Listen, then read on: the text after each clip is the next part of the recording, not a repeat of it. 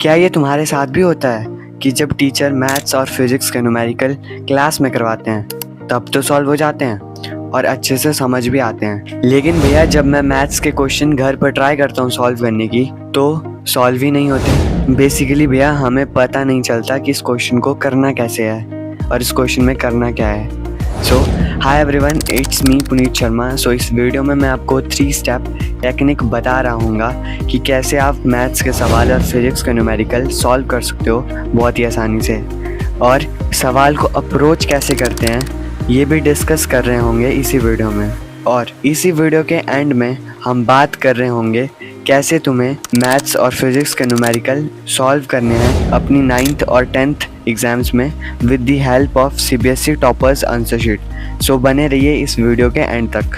हमारा स्टेप 1 है, जो सवाल टीचर ने स्कूल में या तुम्हारी ऑनलाइन बैच में क्लास में करवाया है वो तुम्हें घर पर क्लास के बाद सॉल्व करना है। और हो सकता है वो सवाल तुमसे सॉल्व ना हो तो तुम्हें जो टीचर ने सॉल्यूशन करवाया है उसे देख कर वो क्वेश्चन सॉल्व करना है। हमारा स्टेप 2 है, तुम्हें सिमिलर क्वेश्चन सॉल्व करने हैं जैसे क्लास में टीचर ने करवाए। और मेरा सिमिलर क्वेश्चन से मतलब है जैसे सवाल टीचर ने क्लास में सॉल्व कराए हैं वैसे ही एज इट इज़ सवाल तुम्हें सॉल्व करने हैं घर पे।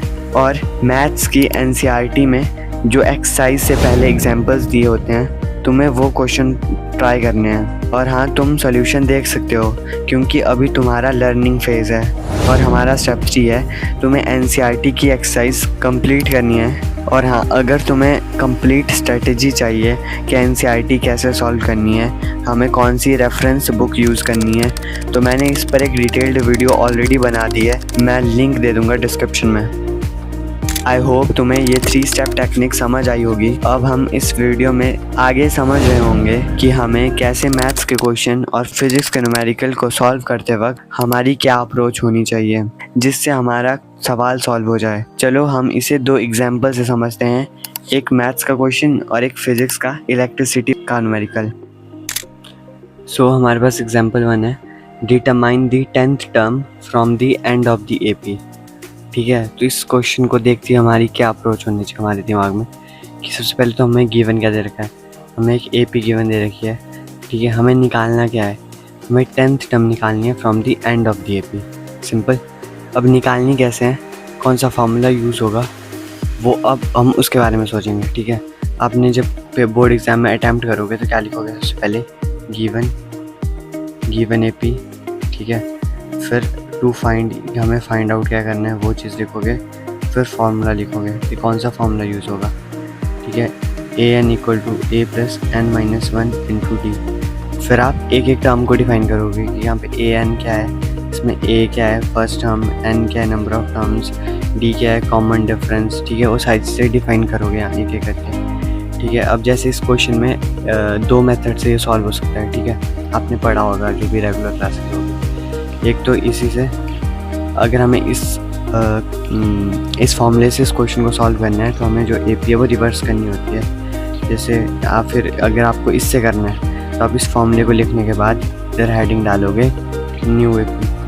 ठीक है, न्यू AP क्या होगी हमारी 254, देन 14, देन 9, देन 4, मतलब रिवर्स हो जाती है AP अगर हमें ये वाला फॉर्मूला यूज़ करना है। ठीक है, और एक और फॉर्मूला यूज़ होता है, ठीक है, वो होता है आपका L - n-1 × D = AN।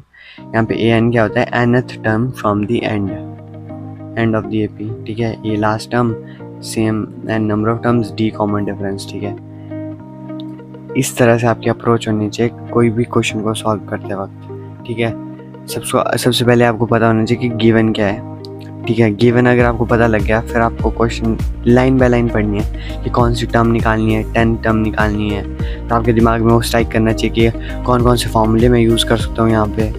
ठीक है, सो आई होप आपको एक समझ आया होगा कि आपको किस तरह से क्वेश्चन में प्रॉब्लम में सोचना होता है। ठीक है, नेक्स्ट एग्जाम्पल से जाने से पहले अगर तुम्हें इस वीडियो में कुछ नया सीखने को मिला होगा तो चैनल को अभी के अभी सब्सक्राइब कर दो।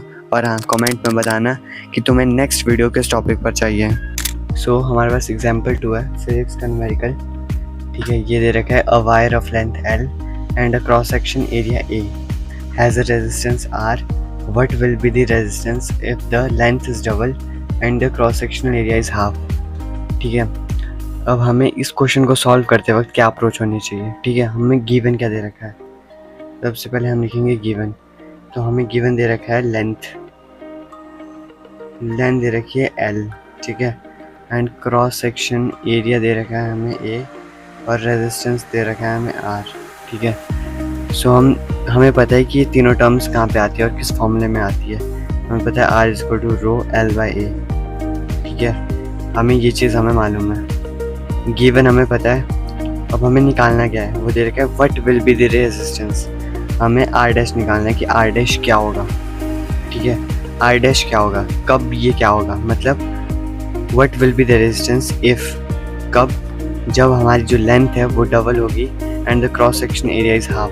मतलब जो लेंथ है वो 12 हो जाएगी और जो क्रॉस सेक्शन एरिया है वो हाफ हो जाएगा। ठीक है, simple, step by step question को पढ़ते गए और उसको डिकोड करते गए।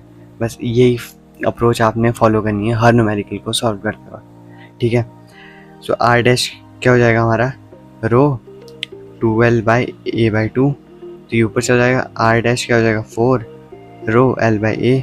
अब रो L बाई A क्या होता है हमारा, R है। ठीक है, तो R डैश कितना आ गया, 4 टाइम्स R। सिंपल अप्रोच, समझ आई। अब आपका चाहे सवाल हीट का हो, I² RT का हो, सिंपल, आपको करंट दिया होगा उसका स्क्वायर करना है फॉर्मूले में, रेजिस्टेंस दिया होगा या रेजिस्टेंस नहीं दिया होगा तो V और I में से कुछ दिया होगा।